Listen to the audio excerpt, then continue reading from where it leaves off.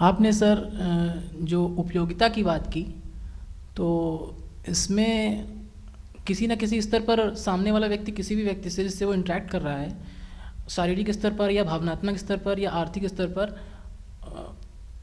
किसी न कुछ चाहता है। कहने का मतलब ये है कि उपयोगिता को अगर किसी के होने से, जैसे आपने कहा बीइंग को एक्सेप्ट करना, तो उससे कैसे विभेदीकरण कैसे किया जाए? क्योंकि कहीं ना कहीं किसी स्तर पर सामने वाला व्यक्ति फील गुड फैक्टर जिसे कहते हैं, उसे होना चाहिए, वो एक्सेप्ट नहीं कर पाता।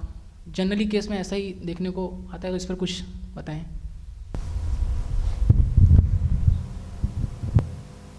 राइट। देखिए, यहाँ पर भी मैं बहुत प्रैक्टिकल रहने की सलाह दूंगा, क्योंकि जब ये कहा जाता है कि उपयोगिता रहित दृष्टि लाई जाए, तो ये एकदम एक्सट्रीम नहीं है कि आप जब किसी के सामने हैं तो एकदम एक्सट्रीम पे चले जाएं। उपयोगिता का कोई वहाँ पर विचार तिनका भर भी नहीं है, लेश मात्र भी नहीं, ऐसा नहीं होगा। उपयोगिता प्रायोरिटी पे नहीं है, वो प्रायोरिटी नहीं है, क्योंकि हम साथ में होते हैं तो तमाम चीज़ें ऐसी चलती हैं जो हम एक दूसरे से अपेक्षा करते हैं।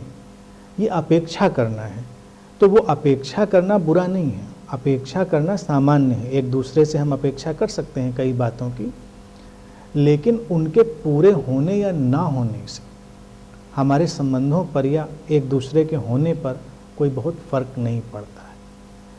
उपयोगितावादी एटीट्यूड, यूटिलिटेरियन जो एटीट्यूड है, वो तब होता है कि अगर ये पूरा नहीं होता है तो तुम्हारी वैल्यू हमारे लिए लेस हो जाती है, ख़त्म हो जाती है धीरे धीरे करके।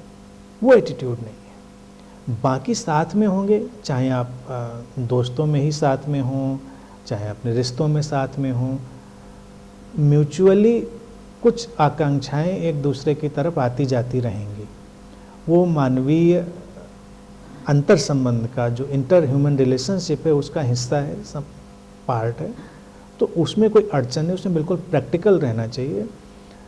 बस ये है कि जिस किसी चीज़ पर हम बहुत पीछे पड़ जाते हैं और उससे किसी को डिमोरलाइज कर देते हैं या उसकी वजह से उसकी मीनिंग या वैल्यू को हम ख़त्म कर देते हैं, वो एटीट्यूड ख़राब होता है, उससे हमको बचना चाहिए।